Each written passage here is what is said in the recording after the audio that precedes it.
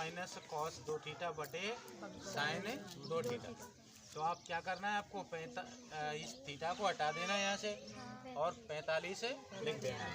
तो हल करेंगे बराबर 1 माइनस कॉस 2 गुणा, इनके बीच में काय को संबंध रहेगा, गुणा को, तो 2 गुणा 45 बटे साइन 2 गुणा 45। जब बराबर में आएगा 1 माइनस कॉस 90 आ जाएगा। कितना? कॉस के 90 और यहाँ आ जाएंगे साइन के 90। अब हमें ज़रूरत है कॉस 90 की वैल्यू और साइन 90 की वैल्यू। तो आप बताएं, किसी को पता है कॉस 90 का मान क्या है? 0 बटे और साइन 90 का मान बराबर 1 में से 0 घटाएंगे तो 1 बच जाएगा बटे और 1 नीचे आ जाएगा। अब 1 से हम 1 को डिवाइड कर देंगे, भाग दे देंगे। 1 का भाग 1 में कितनी बार जाएगा? 1 बार, अर्थात इसकी जो वैल्यू आई है वो कितनी आई है? 1। छड़ की लंबाई इसकी छाया की लंबाई का अनुपात बराबर है ऊर्ध्वाधर छड़ और उसकी ऊर्ध्वाधर छड़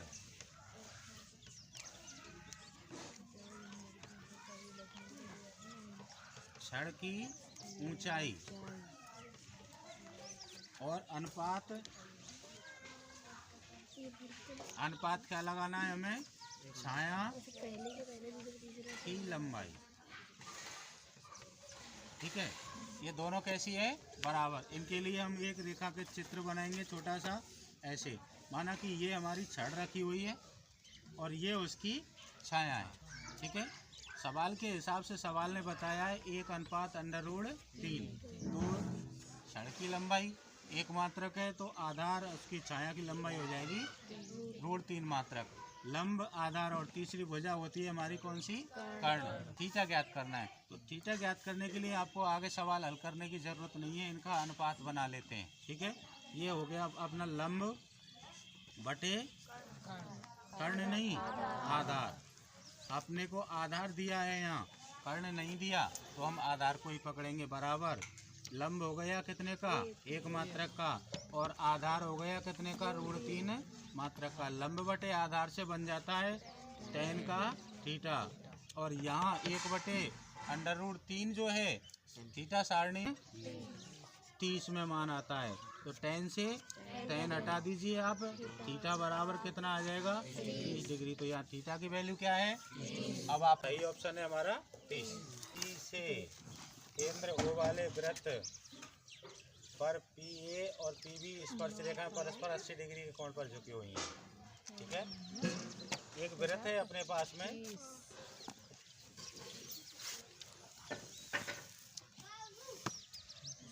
ये आपका वृत्त हो गया।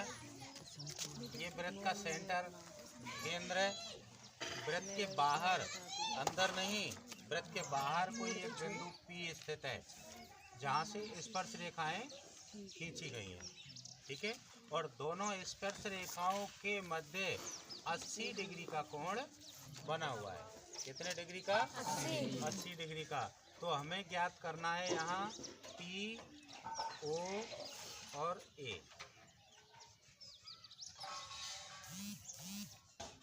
क्या ज्ञात करना है हमें? P, O, A। तो हमने एक सिरे पे तो B लिख दिया है और एक सिरे पे A लिख दिया है, जहाँ स्पर्श रेखाएं हमारी स्पर्श कर रही हैं। कौन सा कोण ज्ञात करना है हमें? POA, यानी कि केंद्र का जो कोण है उसका कुछ हिस्सा ज्ञात करना है। ये दोनों त्रिभुज सर्वांग सम है हमारे। कौन सी अवयव से सर्वांग सम है, कौन सी कसौटी है? तो इसमें ये स्पर्श रेखा बराबर है, ये उभयनिष्ठ है और ये त्रिज्या है, दोनों बराबर हैं। यानी कि एस प्रमेय के माध्यम से ये दोनों त्रिभुज सर्वांग सम है। ठीक है, एस लग गई, यानी कि एक तो ये मध्य भुजा उभयनिष्ठ आ रही है, ये दोनों स्पर्श रेखाएं, स्पर्श रेखाओं की लंबाई समान होती है, और ये त्रिज्याएं एक ही वृत्त के अंदर स्थित सभी त्रिज्याएं बराबर माप की होती हैं। अब हम यहाँ लिखेंगे कोण POA बराबर कोण POB। ये संगत भाग हो जाएंगे आपके। कौन से? सर्वांग सम त्रिभुजों के संगत भाग समान होते हैं। ठीक है, तो अपन को मिला यहाँ क्या कि ये कोण और इस कोण के बराबर है। अब हम बात करते हैं चतुर्भुज PAOB में।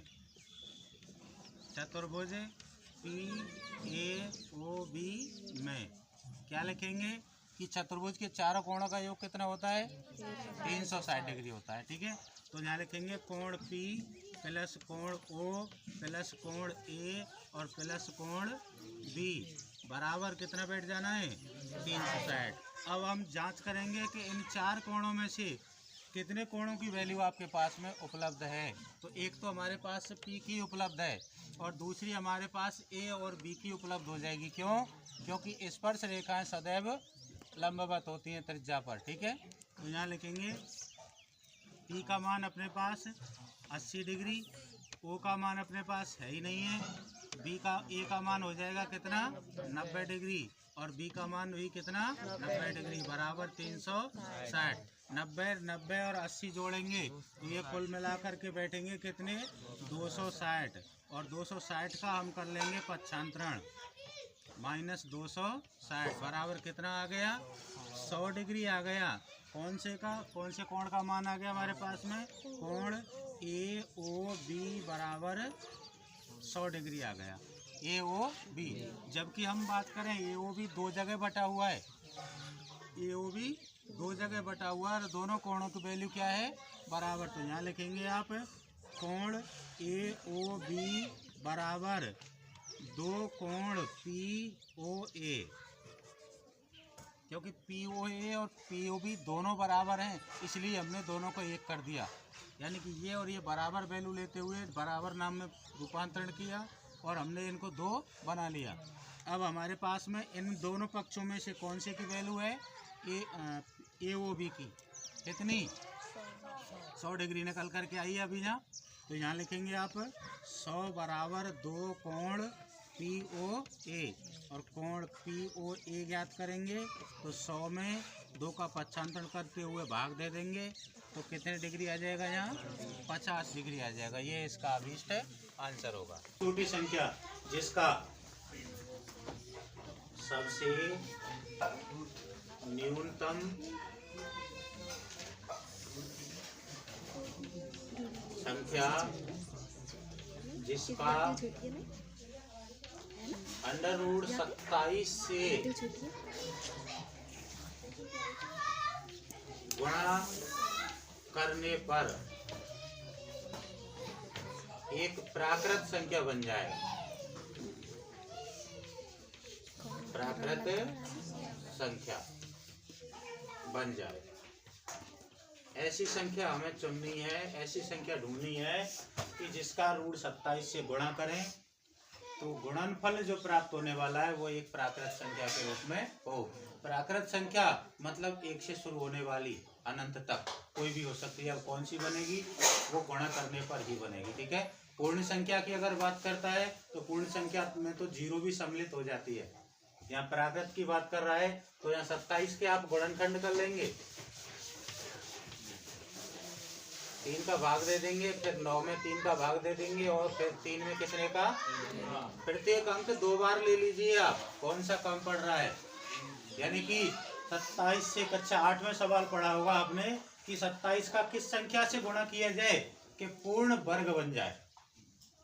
27 को कौन सी संख्या से गुणा करें कि 27 की जगह पर एक पूर्ण वर्ग संख्या प्राप्त हो जाए। तो उस स्थिति में भी हम यही करते हैं कि जोड़ा बनाते हैं इनका। ठीक है, 2 का योग में। तो यहाँ एक योग बन रहा है, दूसरा नहीं बन रहा है, दूसरे में एक अंक की कमी पड़ रही तो हम एक अंक और सम्मिलित कर देंगे। अर्थात √27 का गुणा हम करेंगे 3 से नहीं करेंगे, केवल 3 से नहीं करेंगे क्योंकि 3 एक प्राकृत संख्या है और ये एक अपरमेय संख्या है। ठीक है, तो हम अपरमेय का अपरमेय से ही करेंगे। तो 27 दिया 81 का अपन वर्गमूल निकाल लेंगे कितनी? 9। अब हमारा आंसर क्या होगा? आंसर हमारे पास में आया है 9 प्राकृत संख्या, लेकिन आंसर नहीं है ये। आंसर तो वो है जिससे आपने गुणा किया है, क्योंकि सवाल क्या पूछ रहा है कि सबसे न्यूनतम संख्या जिसका √27 से गुणा करें, वो संख्या बतानी है ज्यादा तुमने गुणा करो। ठीक है, तो गुणा हमने कायते करो यहाँ √3 थे, ना कि 9 थे। ठीक है, तो आपका जो अभिष्ट जवाब होगा वो होगा √3। x² माइनस x माइनस 6 के शून्य ज्ञात करने हैं हमें। x² माइनस x माइनस 6 बराबर 0 के शून्य ज्ञात करने हैं हमें। ठीक है, तो शून्य ज्ञात करने के लिए आपको सबसे सरल तरीका समझने का क्या है पता है ना। सबसे पहले आप देखेंगे x² का गुणांक क्या है और अचर पद क्या है। x² का गुणांक और अचर पद के गुणा करने पर जो संख्या आती है वो संख्या आपको प्राप्त करनी है सभी। ठीक है, तो यहाँ हम 2 गुणा 3 करने पर भी 6 प्राप्त करते हैं। इनके अलावा और कोई संख्या हो तो बताएं आप। नहीं है ना, तो इनमें से हमें एक ऐसी संख्या चुननी है। ये एक युग्म तो 6 और 1 का मिला और एक मिला है हमें 2 और 3 का। इनमें से या तो जोड़ें या फिर घटाएं, हमें एक प्राप्त होना चाहिए। या तो जोड़ें या फिर घटाएं।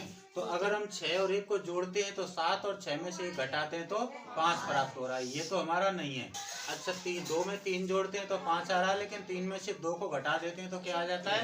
1 आ जाता है। तो हम इस युग्म को प्रयोग में ले लेंगे यहाँ x²। अब ध्यान रहे हमारे पास में जो शेषफल आया हुआ है वो कौन से चिन्ह का है? ऋण का। तो ऐसी स्थिति में आपको बड़ी जो संख्या है वो ऋण की कर देनी है और छोटी संख्या है वो धन की। तो -3x और +2x और -6 बराबर 0। यहाँ से कॉमन कितना आ रहा है? x। तो ये अंदर रह जाएगा x -3 और इधर से कॉमन आ रहा है +2, अंदर रह जाएगा x -3। तो x +2 बराबर 0 और x -3 बराबर 0। तो यहाँ हम बात करें पक्षांतरण करेंगे, 2 का ही को हो जाएगा माइनस को और इधर में 3 का ही को हो जाएगा प्लस को। तो इसके जो शून्य प्राप्त हुए हैं हमारे पास, एक तो है -2 और एक है +3। अब अगर आगे इनके बारे में और कुछ पूछता है, इनका योग क्या है, इनका गुणनफल क्या है, तो आप वो आगे प्राप्त कर सकते हैं। योग के लिए हम इन दोनों को जोड़ देंगे, प्लस का 1 आ जाएगा और गुणनफल के लिए 3 दूना 6 माइनस के 6 हो जाएंगे। ठीक है, यहीं तक पूछा गया है, इसमें सिर्फ शून्य निकाले गए हैं। चलो, एक वर्ग बनाया और वर्ग के अंदर क्या बनाया है? वर्ग की जो भुजा है वो है कितनी? 14 सेंटीमीटर की। अपना जो वृत्त बना हुआ है, वृत्त इस तरह से बनाया हुआ है कि वर्ग के आंतरिक सतह को पूरी तरह से स्पर्श कर रहा है। अंदर की जो हिस्सा है, अंदर का जो भाग है उसको पूरी तरह से स्पर्श कर रहा है, छू रहा है। तो यहाँ आप देखेंगे ये वृत्त का व्यास हो जाता है। ये वर्ग की भुजा है 14 सेंटीमीटर और ये वृत्त का व्यास है। दोनों की लंबाई सेम है। ठीक है, यानी कि वर्ग की भुजा और वृत्त का व्यास दोनों बराबर हो जाएंगे। सवाल हमसे क्या कह रहा है? वृत्त का क्षेत्रफल ज्ञात करवा रहा होगा या फिर वृत्त की परिधि ज्ञात करवा रहा होगा, या दो में तो कोई एक चीज ज्ञात करवाएगा। या तो पूछेगा कि इस वृत्त ने उस वर्ग के अंदर कितना क्षेत्र घेरा हुआ है, या फिर ये पूछेगा कि इस वृत्त की परिधि की लंबाई क्या है। ठीक है, देखो क्या पूछ रहा है, वृत्त की परिधि, अंतर्वृत्त की परिधि पूछ रहा है हमसे। ठीक है, तो वृत्त की परिधि ज्ञात करने के लिए सबसे पहले यहाँ लिखेंगे आप वृत्त की परिधि।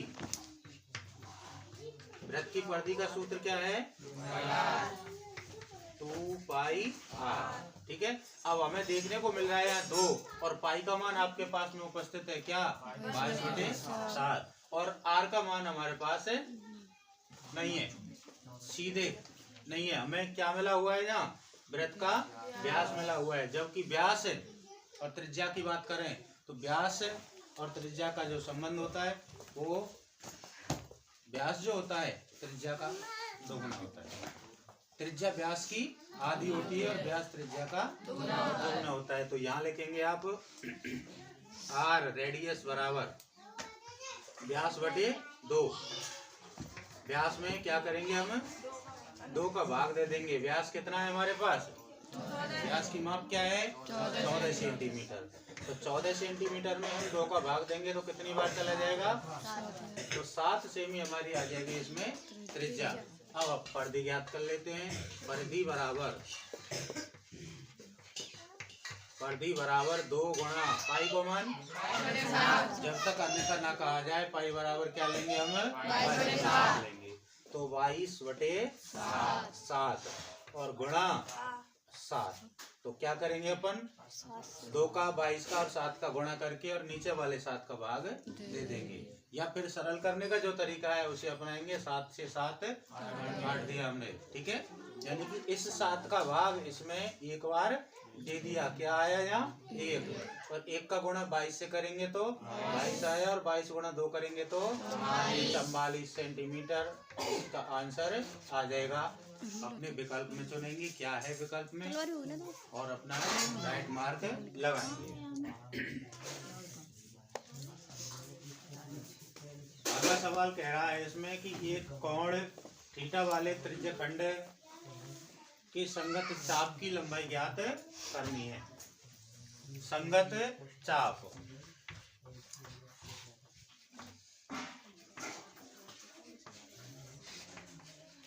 की लंबाई। तो संगत चाप की लंबाई ज्ञात करने के लिए हमारे पास में इनका मापन होना चाहिए। कुछ नहीं है तो यदि मापन है तो चाप की लंबाई ज्ञात करेंगे, मापन नहीं है और फिर भी चाप की लंबाई आपको ज्ञात करनी है तो सिर्फ सूत्र लगाएंगे हम। बराबर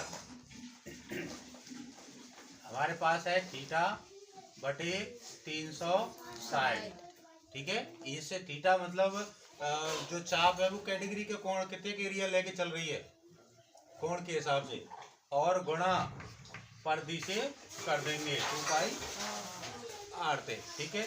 अब इसका आंसर 3 तरह से हो सकता है।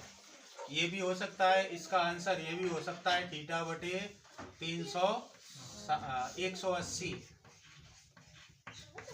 और गुणा कितना? πr, ठीक है।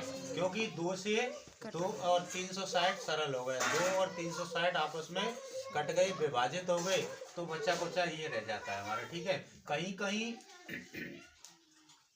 सवाल को ऐसे भी आ सकता है, आपका सूत्र ऐसे भी आ सकता है और ऐसे भी आ सकता है 2πr थीटा बटे 360 या πr थीटा बटे 180, यानी अंतर नहीं है, ठीक है। घन के एक पृष्ठ का परिमाप 28 सेंटीमीटर है तो घन का आयतन क्या होगा? घन एक ठोस आकृति है जिसमें 6 फलक होते हैं। घन ठोस आकृति है जिसमें 6 फलक होते हैं। प्रत्येक फलक वर्गाकार आकृति का होता है। तो यहाँ प्रश्नानुसार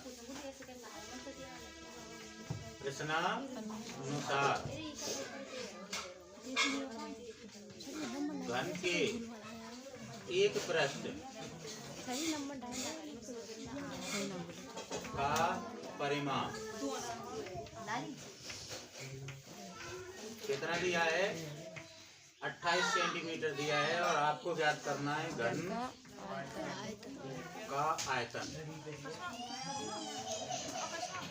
क्या ज्ञात करना है? घन का आयतन। और दिया क्या है? घन के एक पृष्ठ का परिमाप दिया है, एक का, ठीक है। यानी कि घन जो बना होता है किससे बना होता है? वर्गाकार आकृतियों से, ठीक है। वर्ग जैसी आकृतियों से घन मिलकर के बना होता है। तो अपने पास 6 फलक हैं, लेकिन यहाँ 6 फलक से कोई लेना देना नहीं है। क्या बात कर रहे हैं? 6 फलक से कोई लेना देना ना, हमें तो एक फलक का मतलब है। क्यों? क्योंकि यहाँ एक को परिमाप दे रहा है, तो 6 को ना दियो, सिर्फ एक का दिया है। तो एक पृष्ठ का परिमाप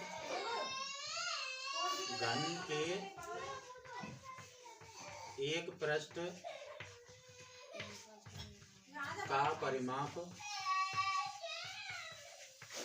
बराबर वर्ग का परिमाप हो जाता है।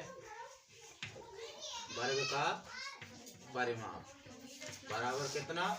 4 गुणा भुजा, ठीक है। और यहाँ बात करते हैं 4 गुणा भुजा की जो वैल्यू दे रखी है वो कितनी है? 28 सेमी है। आप भुजा की वैल्यू ज्ञात कर लेते हैं। भुजा में ज्ञात करने के लिए परिमाप में 4 का भाग दे देंगे तो कितने आ जाएगा, 7 सेमी आ जाएगा। वर्ग की भुजा प्राप्त हुई है और इस 7 सेंटीमीटर भुजा वाले वर्गों से मिलकर के घन बना हुआ है, इसलिए घन की भुजा भी कितनी होगी, 7 सेमी की होगी। ठीक है, वर्ग की भुजा की माप बराबर घन की भुजा की माप कितनी हो गई, 7 सेमी। अब अपन ज्ञात कर लेते हैं घन का आयतन। घन का आयतन, और घन का आयतन ज्ञात करने का सूत्र है भुजा की घात 3, यानी कि भुजा गुणा भुजा गुणा भुजा। भुजा का परस्पर कितनी बार गुणा करना है, 3 बार। तो 7 सेमी गुणा 7 सेमी गुणा 7 सेमी बराबर 7 गुणा 7 करेंगे तो 49, और 49 गुणा 7 करेंगे तो आ जाएगा 343। याद रहे, सेमी की घात 1, सेमी की घात 2 और सेमी की घात 3, ये इसका मात्रक बन जाएगा।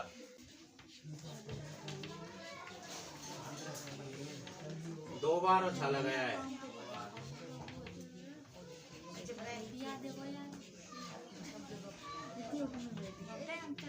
और प्रश्न कर रहा है हमसे, क्या प्रश्न कर रहा है कि चित्त कम से कम एक बार चित्त या पट आने की प्रायिकता ज्ञात करनी है। चित्त या पट आने की प्रायिकता।